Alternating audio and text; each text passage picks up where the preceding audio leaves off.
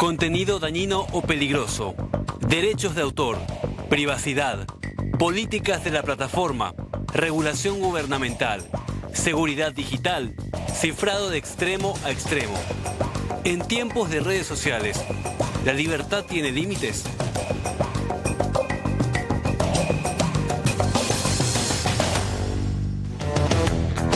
Muy bien, arrancamos puntos de vista ahora sí, Fernanda. ¿Qué tal? ¿Cómo estás? ¿Qué tal? ¿Cómo te va, Diego? Muy bien, contento también por el tema que vamos a abordar. Nos salimos un poquitito de la coyuntura así inmediata, aparentemente, para meternos en un tema vinculado a la comunicación de hoy en día. Exactamente, a la libertad de expresión, a cómo nos vamos moviendo en el amplio mundo también de las redes sociales, las opiniones, entre otras cosas que vamos a estar tocando el día de hoy.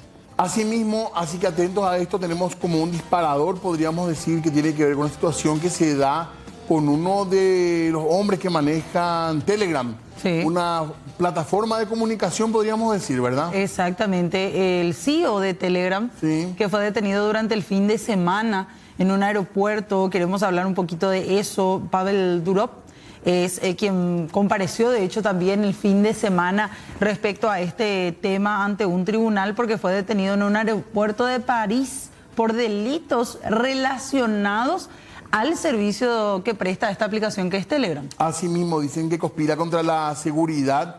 El propio Macron tuvo que hablar y decir que tiene que ver con un proceso judicial, no con una persecución política. Y sabemos que Telegram ha sido una plataforma mejor, que ha usado mucha gente para comunicarse en lo que sienten los usuarios, un mayor ámbito de libertad. Sí, y de hecho que leyendo aquí nuevamente la noticia que había salido y se había dado a conocer, el CEO de Telegram es sospechoso de no tomar acciones para que se impida el uso de esta aplicación con fines criminales. Asimismo, esa es la acusación, digamos. Sí.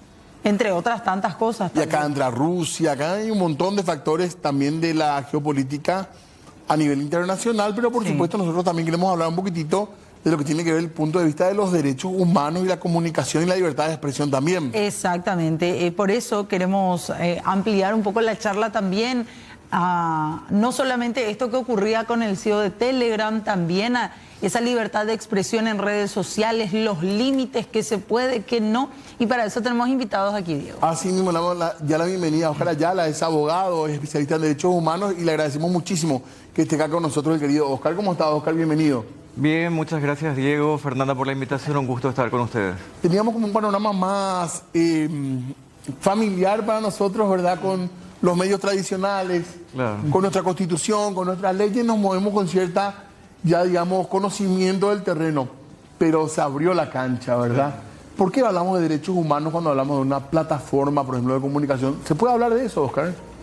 Sí, sin duda, la expresión, que es un poco el eje de esta conversación, la libertad de divulgación, la libertad también que tenemos de recibir información veraz, en fin, la libertad de expresión de por sí es un derecho que conlleva o se vincula con muchos otros derechos que son, por cierto, derechos absolutamente fundamentales en un régimen democrático por la vinculación que tienen con el desenvolvimiento de todo un sistema de convivencia. O sea, tenemos que ir a la base de, otra vez, estar en el mismo punto, digamos, de partida, el derecho a la información o el derecho a la expresión. Claro, lo que ocurre es que, a ver, la dimensión evidentemente jurídica que hoy tenemos desarrollada en términos de protección de la libertad de expresión es una normativa que fue creada o desarrollada en una época donde la revolución digital que hoy vivimos aún no existía. Entonces, la construcción jurídica de la protección que hay a cuestiones que tienen que ver, por ejemplo, con el derecho a la no discriminación, que sería como un límite, porque esa es siempre una pregunta, digamos, ¿se puede limitar o no un derecho? Y en este caso la libertad de expresión. Y claramente sí, hay que decir, no hay de hecho, no existe ningún derecho que sea absoluto y la libertad de expresión tampoco es la excepción. Y uno de esos límites justamente tiene que ver con derechos, por ejemplo, como el derecho a no ser discriminado, que es un derecho que el Estado está obligado a proteger y que muchas veces usa o tiene como plataforma de perpetración de esa violación las redes sociales, las plataformas de mensajería, en fin, un conjunto de herramientas que hoy le permiten a personas de forma incluso anónima muchas veces generar campañas en este sentido. Pero por otro lado también está ahí, a propósito de lo que mencionaban ustedes, el tema del presidente de Telegram, Pavlov Durov. Hay como dos cosas que hay que distinguir también acá. Una cuestión es el tema de la perpetración de delitos o crímenes a través de... Sí. De hecho, nuestra Constitución, si uno recuerda, para volver, digamos, a lo nuestro, habla de justamente la garantía que hay de la no censura, claro, una serie de cosas. También dice que no hay delitos de prensa, sino delitos que pueden ser cometidos a través de la prensa. Sí. Es decir, admite la posibilidad de que pueda, como de hecho ocurre. Solo que ahí, y ahí estamos, digamos, ante, y aparentemente ese es el caso, digamos, de esta persona en Francia. Él estaría siendo restringido, digamos, en su libertad en función a una investigación judicial, digamos, que tiene que ver con la investigación de hechos o crímenes comunes. Y habría que ver bien ahí, creo que va a ser un caso bien interesante, porque así como un juez o un fiscal o una autoridad jurisdiccional está obligada a argumentar lo suficientemente un pedido, por ejemplo, de interceptación telefónica o de correspondencia que nuestros tribunales hacen, en este caso también los fundamentos de intervención en función a obtener información de esta plataforma tienen que estar sólidamente justificados para que justamente no implique algún tipo de vulneración de la libertad de expresión.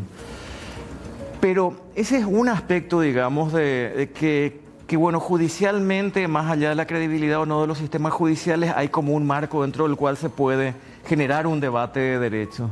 Pero por otro lado hay también un debate de orden ya más político, geopolítico, como vos planteabas, y del cual, por cierto, el propio Durov fue víctima también cuando servicios de espionaje o de seguridad del gobierno ruso querían información sobre opositores en Ucrania y eso viene ocurriendo. Creo que hoy o ayer se publicó también una carta de Zuckerberg en relación a también pedidos que le hacía el gobierno de Biden en Estados Unidos, es decir, interferencias políticas en el manejo de las redes. Y ahí ya entramos en un terreno como mucho más complicado. Cada vez tiene más protagonismo también los dueños de las redes. A nivel político. A nivel político, ¿verdad? Absolutamente. Y lo más se convirtió en una persona política, ¿verdad? Prácticamente. Absolutamente. Y fíjense ustedes, el caso de Telegram, por ejemplo, en el contexto internacional, es una de las pocas plataformas que si bien, bueno, la caracterizan como una plataforma de mensajería, muchos incluso la caracterizan como una red social por el tipo de grupos que tienen. Son grupos que albergan hasta 200.000 usuarios. Pero decía, es una de las pocas plataformas que, por ejemplo, contiene información no restringida sobre los conflictos que se están dando en Ucrania, sobre el genocidio en Gaza, que sí están siendo deliberadamente restringidos en otras partes del mundo, incluso en Estados Unidos, que es como un poco la referencia de la libertad. Perdón, porque quiero ir un poco a algo que dijiste también. Porque me parece que hasta quiero decir que es sabia nuestra Constitución, ¿verdad? Porque hasta parece actual para un tema que ni se prevía en el 91-92.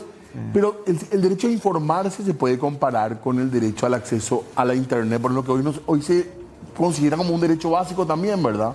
Sí, podríamos homologarlo, de hecho, las formas de acceder a la información, por ejemplo, que están bajo custodia de entidades públicas o incluso en archivos privados, pero que tengan que ver con uno, hoy día, bueno, se generan o se procesan y se responden de manera virtual, de manera digital, o sea, así que esa es una dimensión que, digamos, en su aspecto formal o instrumental es nuevo, digamos, ya no estamos con el papel, ya no estamos con lo físico tal vez, pero estamos con un instrumento que cumple finalmente una finalidad análoga, digamos, de hacernos saber algo, de permitirnos divulgar cierta información, de permitirnos generar ideas, en fin, que son todas, permitirnos investigar.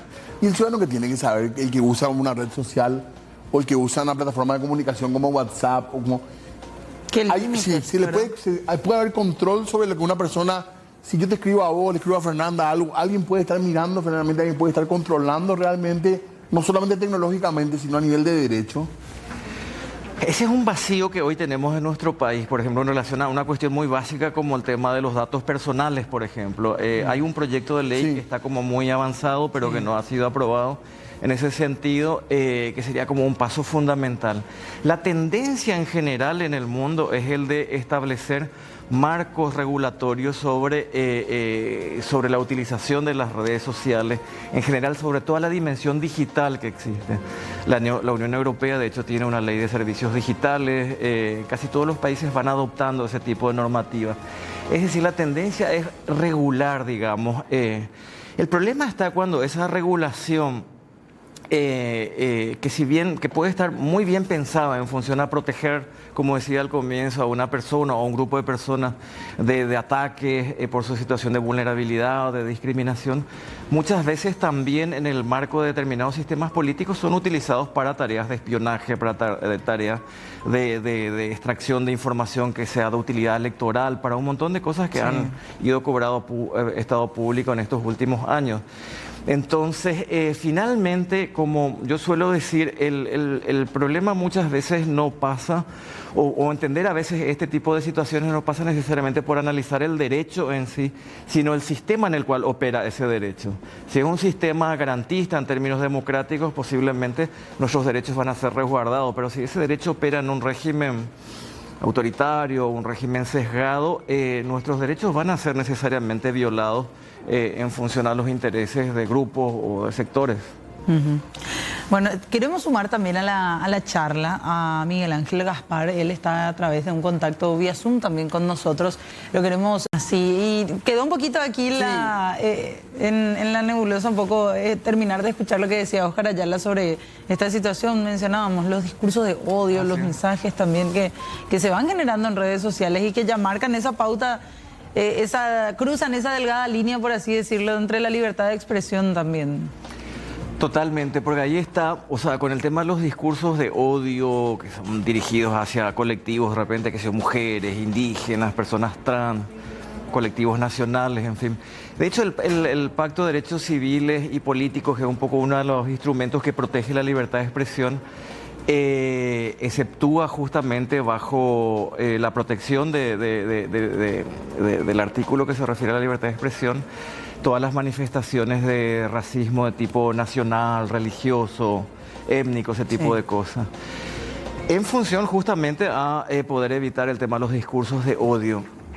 Pero eso en un país como el nuestro, y hablando de las cosas en las que tenemos que cuidarnos, ¿a quién le reclamamos? Claro. Hoy nuestro país no tiene una ley básica contra toda forma de discriminación, que como ustedes saben hace varios años, desde la CODEUP y otras plataformas justamente lo habíamos planteado, pero que no prosperó. O sea, es decir, hoy una persona puede ser víctima de una campaña de estigmatización, de ataques así de tipo racista, discriminatorio, y si bien eso está prohibido, porque está prohibido, no tiene qué hacer con eso, digamos, o sea, ¿a dónde acudir? O sea, no está arreglado el derecho, básicamente. No está arreglado. Entonces es un vacío importante que tenemos también a nivel jurídico y que implica el incumplimiento de una obligación estatal de protegerla a toda persona contra la discriminación.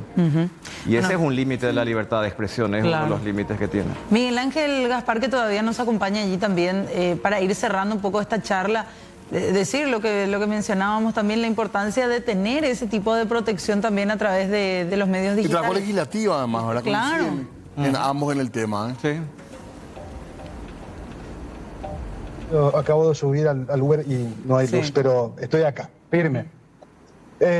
Dos cosas.